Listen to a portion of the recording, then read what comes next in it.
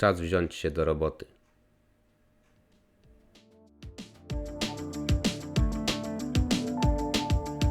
Wewnątrz kabiny znajdują się miejsca po wypychaczach. Na szczęście są wystające, więc wystarczy tylko zeszlifować.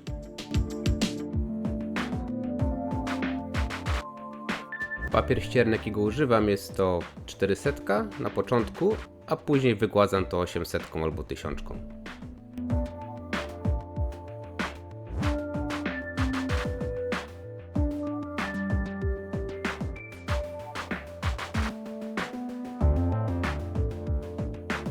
I tak wygląda gotowy element. Zanim zajmiemy się sklejaniem połówek modelu, dobrze jest przeczytać instrukcję i znaleźć wszystkie miejsca, w których trzeba nawiercić otwory, ponieważ później może być to utrudnione, także lepiej to zrobić zawczasu.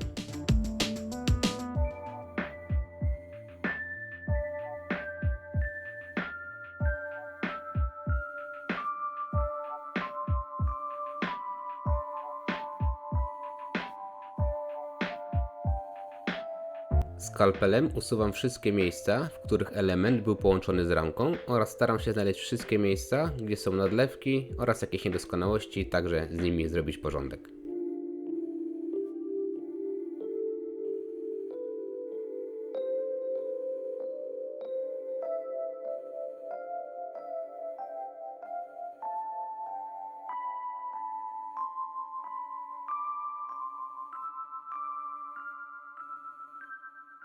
Szlifuję miejsca, w których stykają się połówki skrzydeł. To pomoże mi uniknąć szpar, które powstaną po połączeniu skrzydeł, a najlepiej jakby się udało w ogóle ich uniknąć. Ale i tak wiadomo, elementy będę musiał później szpachlować i szlifować, ale to będzie pokazane na dalszym etapie budowy modelu.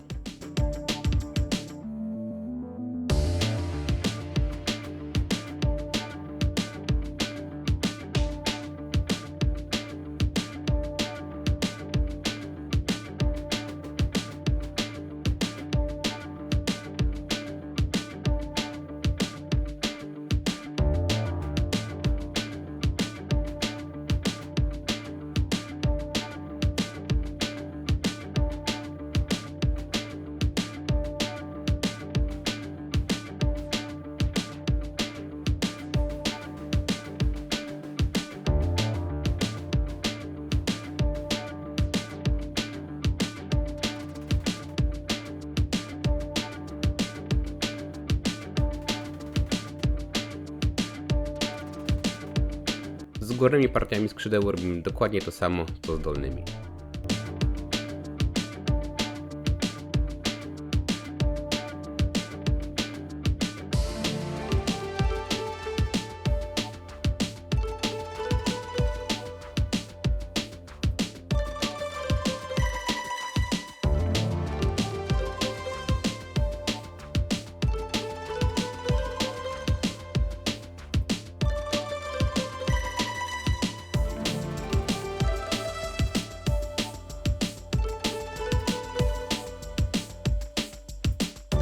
Tutaj jak widać, w plastiku są jakieś niedoskonałości, jakieś paprochy czy inne farfocle.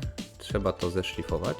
Ja ogólnie robię tak, że szlifuję najpierw te miejsca najbardziej newralgiczne, które najbardziej widać, a następnie jedę po prostu cały model, całą powierzchnię papierem ściernym, dzięki czemu później farba będzie lepiej przylegała do modelek, model będzie zmatowiony, ale też trzeba uważać, żeby sobie nie zetrzeć linii podziału paneli.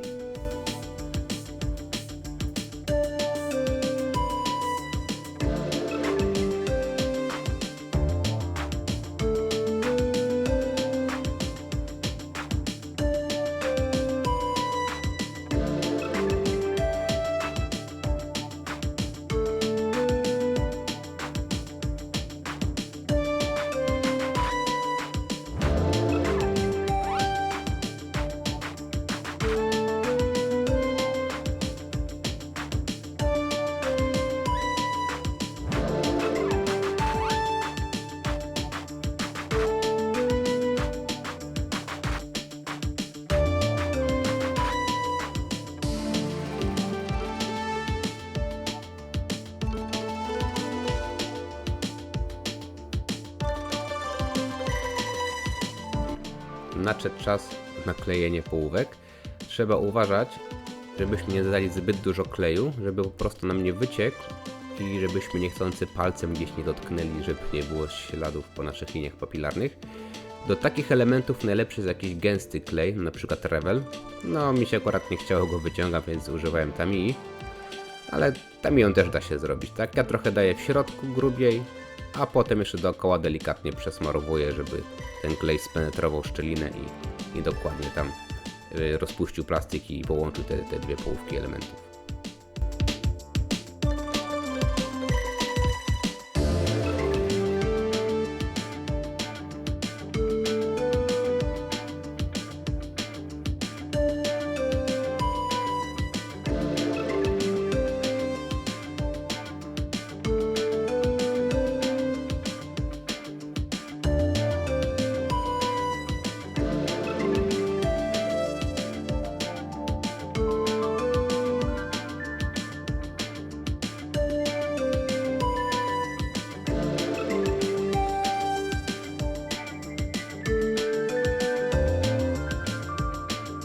Bardzo ważnym aspektem jest to, aby części dobrze z sobą ścisnąć i dobrze je ułożyć. Trzeba zwrócić uwagę na linię podziału paneli, żeby były po prostu w jednej linii, tak, żeby nie było żadnych przesunięć.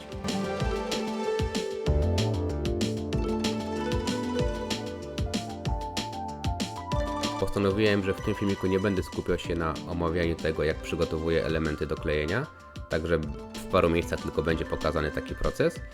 Cały kokpit był zrobiony poza kadrem, bo tam nie ma o czym mówić, tam wszystko do siebie bardzo ładnie pasuje. Także jeśli ktoś ma podstawy modelarstwa typu wycinanie, szlifowanie, obcinanie miejsc połączenia z ramkami, także to nie będzie żadnych niespodzianek ani odkryć, także nie było sensu, aby na to tracić czas.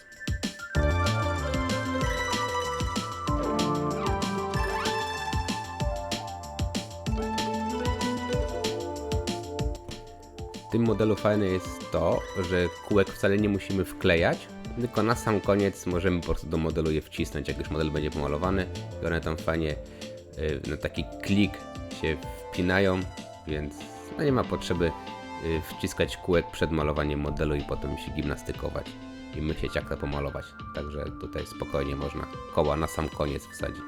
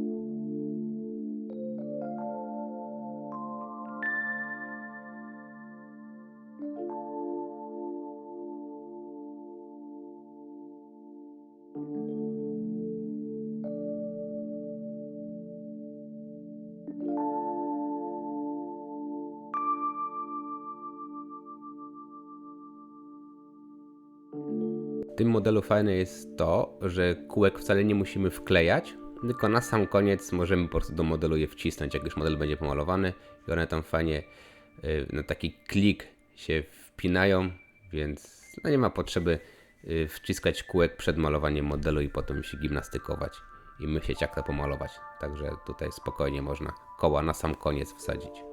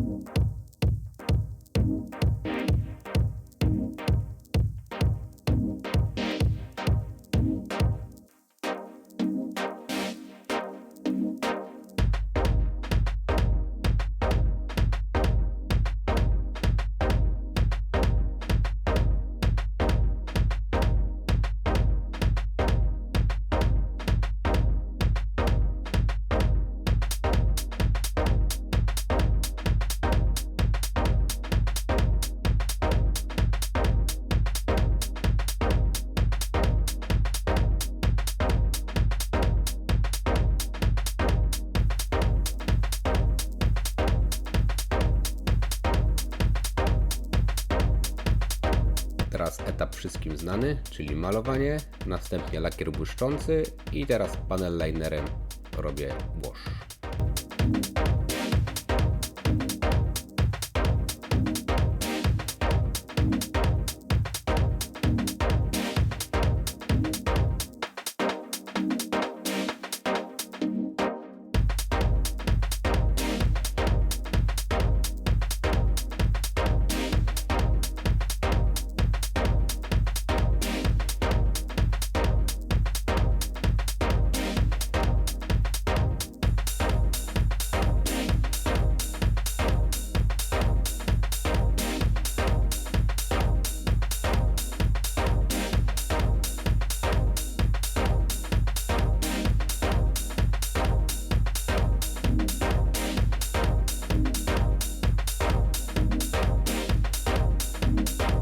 Po tym jak łoż wysechł, pomalowałem model jeszcze raz lakierem błyszczącym, żeby go zabezpieczyć, no i przyszedł etap nakładania kalek.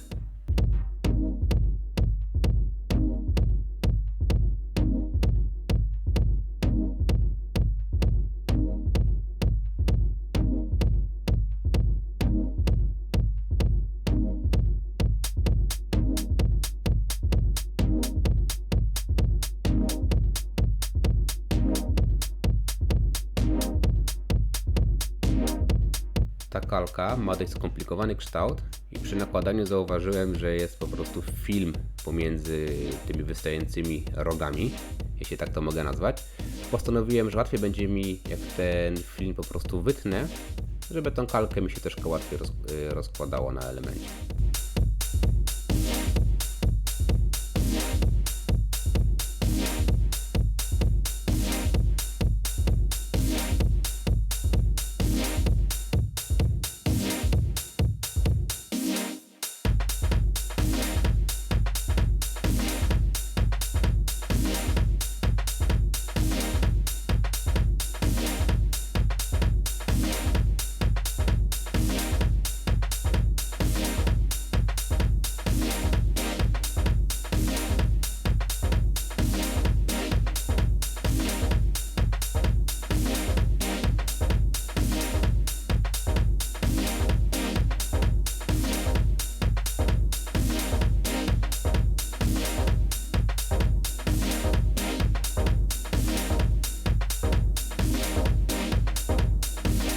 Reszta kalek nie jest skomplikowana i nie nakłada się na jakieś trudne elementy, także tutaj nie będę się skupiał za długo nad tym. Jedynie do tej kalki, tej pierwszej, co jest na panelu kontrolnym, tam trzeba będzie poświęcić po prostu dla niej troszkę więcej czasu, żeby ją dokładnie rozmiękczyć i ugnieść.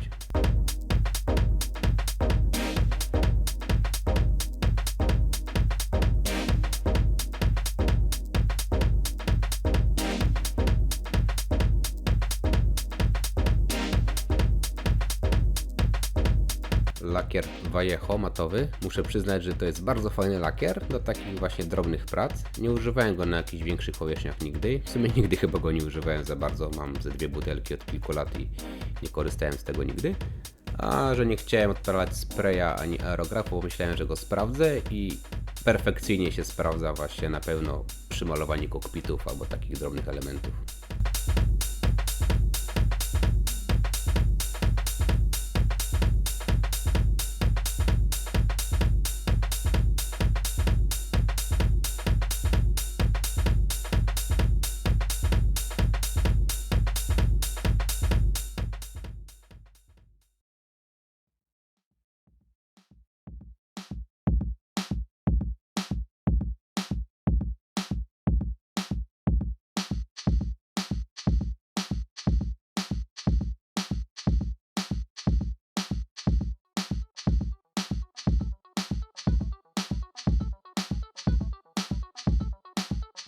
Przy nakładaniu lakierów pędzlem, czy farb tak samo, trzeba pamiętać o tym, żeby nie zostawiać farby gdzieś w zakamarkach, bo to będzie długo schło i też nie do końca może wyschnąć, tak, przez jakiś dłuższy czas.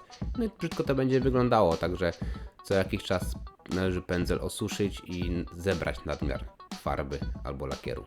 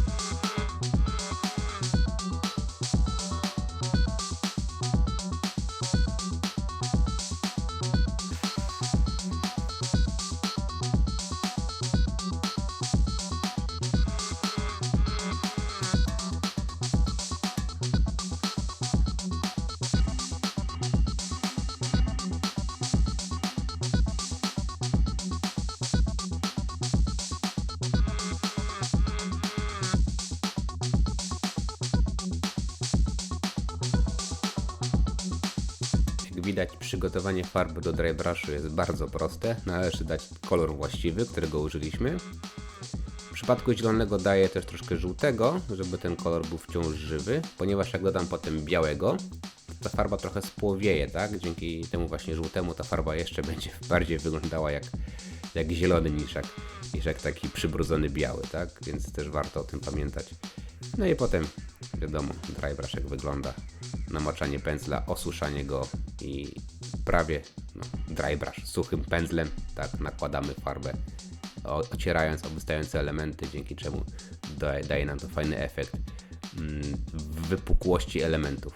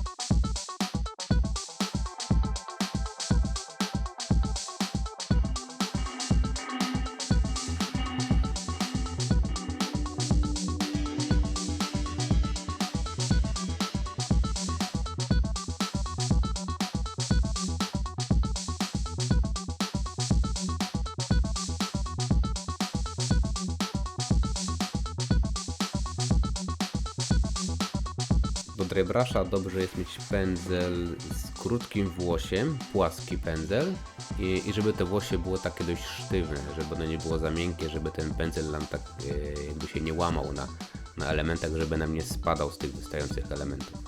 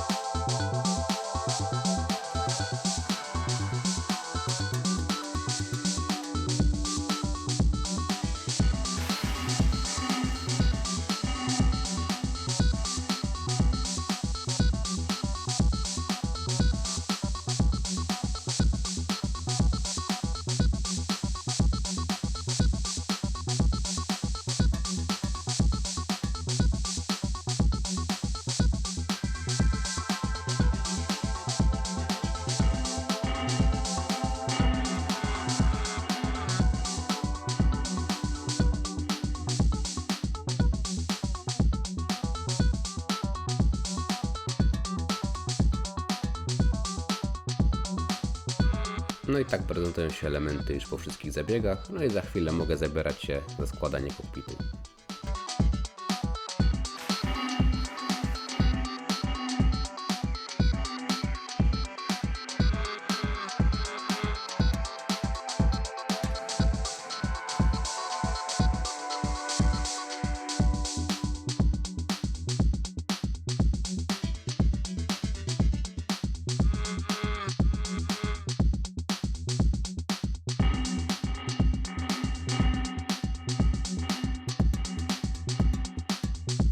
Przed sklejeniem pomalowanych elementów upewniam się, czy gdzieś farba nie będzie mi przeszkadzała we wciśnięciu jeden w drugi, czy po prostu przy samym klejeniu, tak? Więc muszę sprawdzić, przymierzyć, jak wszystko jest ok, dopiero wtedy nakładam klej. Jeśli nie jest ok, no to biorę papier ścierny albo skalpel i po prostu poprawiam te miejsca, w których może jakiś problem się pojawić.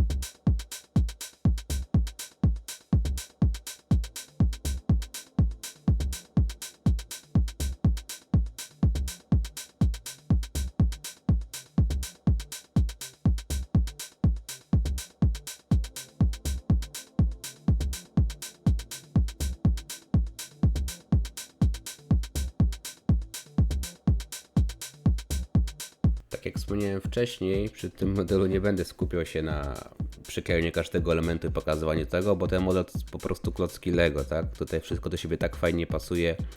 Po prostu nie ma co przedłużać filmików, bo będą 2 filmiki, nie ma co przedłużać i po prostu widać jak to się prezentuje na sam koniec, bez żadnego problemu, wszystko ładnie do siebie pasuje.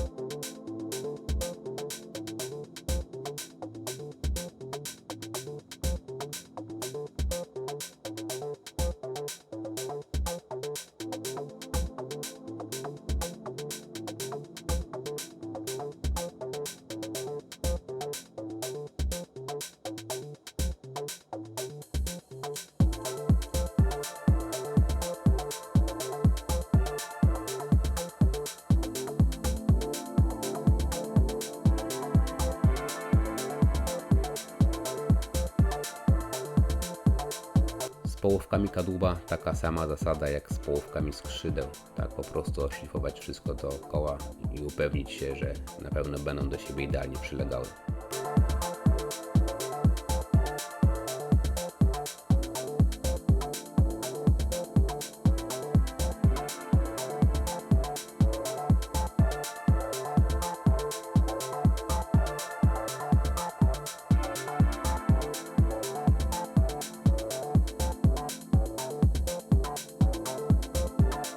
Ulubiony etap chyba każdego modelarza, czyli szpachlowanie, a później szlifowanie. Tak? W samolotach trzeba pamiętać o tym, że dookoła trzeba cały samolot przejechać, skrzydła, tak samo kadłub, żeby pozbyć się tej linii podziału połówek.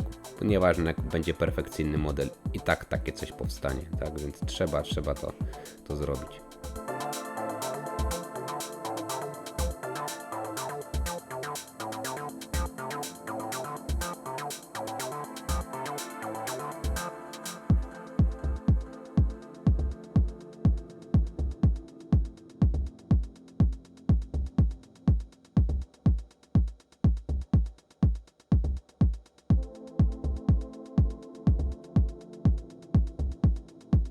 Chyba najfajniejszy etap w budowie modelu, czyli wklejenie kokpitu, bo to jest znak, że za chwilę model zacznie nabierać właściwych kształtów i będzie przypominać samolot, a nie jakieś rozwalone części po naszym biurku.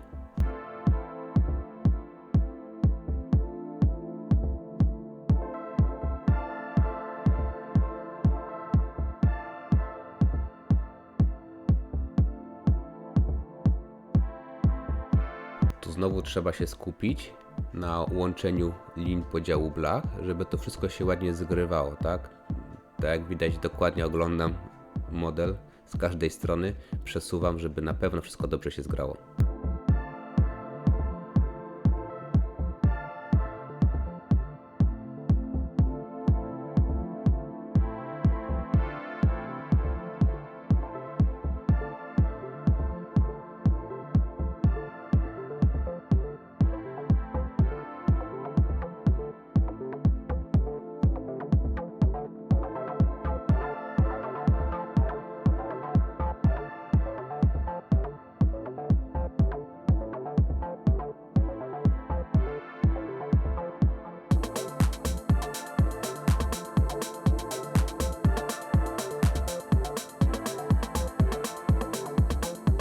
Jak widać, ja nie żałuję kleju.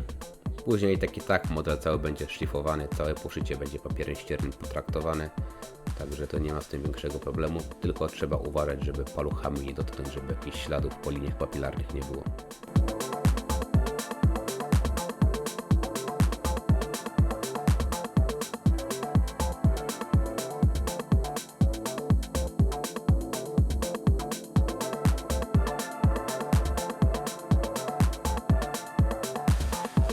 No i to co mówiłem, cały model jest dookoła pociągnięty szpachlą. Tutaj użyłem szpachli Tamiya, także będzie chwila zabawy ze szlifowaniem tego. Ona na szczęście jest dość miękka, także to nie powinno stanowić większego problemu dla nikogo. No tylko trzeba chwilę czasu poświęcić, żeby to usunąć.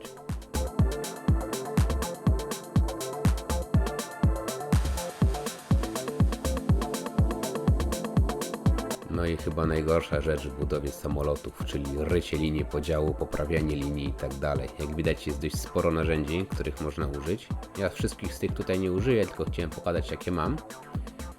Ale to i tak nie są wszystkie, które można kupić, także warto mieć różne rodzaje. Jak ktoś chce się bawić w samoloty, to warto mieć takie coś. I bardzo pomocna jest ta taka taśma, którą tutaj widać, to jest taśma dymu do robienia metek. Także ona bardzo, bardzo pomaga przy prowadzeniu prostej linii.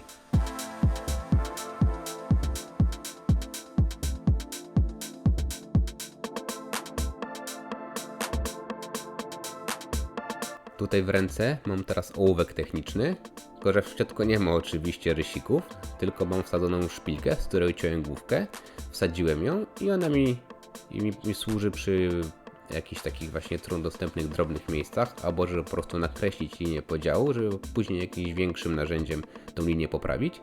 Można też tego użyć do zrobienia jakichś nitów albo tego typu takich drobnych, punktowych rzeczy.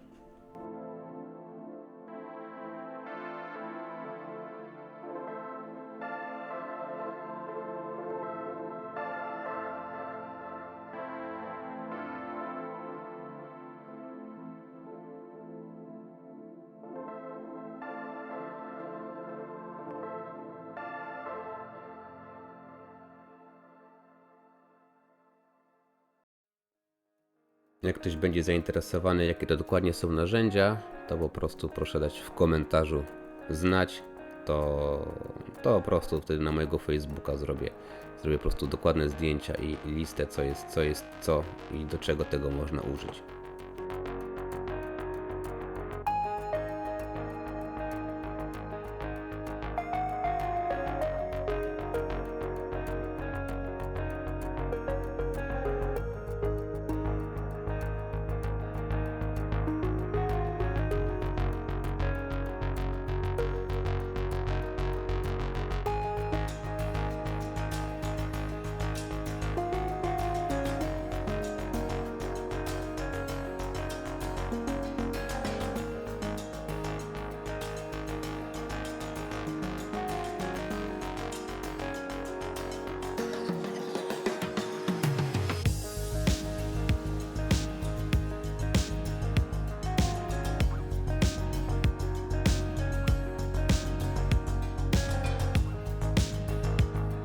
No i kolejny fajny etap w budowie modelu, czyli składanie całości do kupy.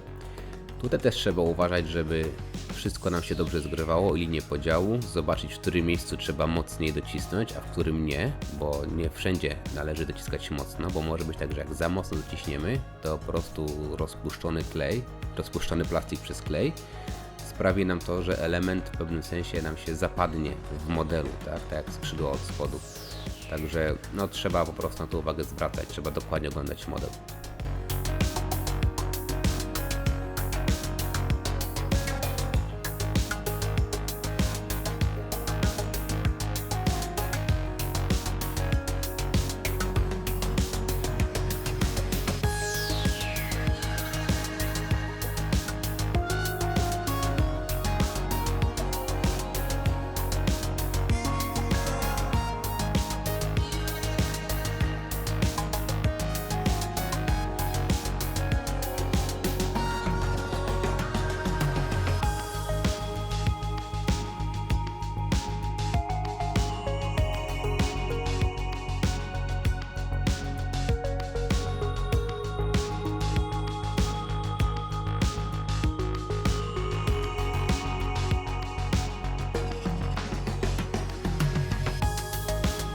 Taśma też się bardzo przydaje. No, trzeba próbować różnych patentów, żeby te elementy ścisnąć.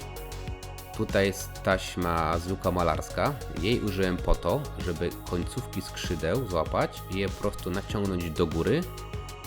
Z tego powodu, żeby przy łączeniu kadłuba skrzydła dochodziły z odpowiednim naciskiem, tak, żeby tam się zgrało, żeby szpary nie było, no i żeby sam profil skrzydeł od frontu, jak się patrzy, żeby miał odpowiedni kształt.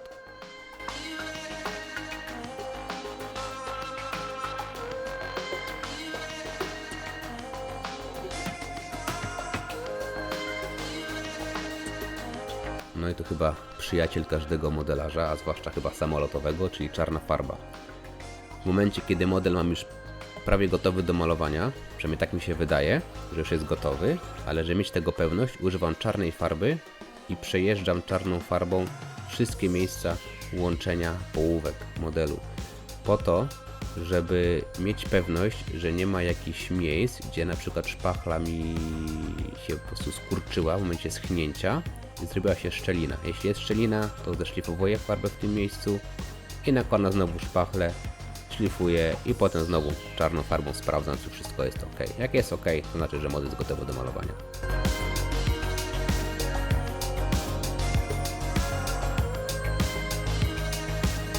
To już koniec części pierwszej. Zapraszam do części drugiej, w której będzie malowanie modelu. Zachęcam również do subskrypcji kanału, lajkowania i komentowania.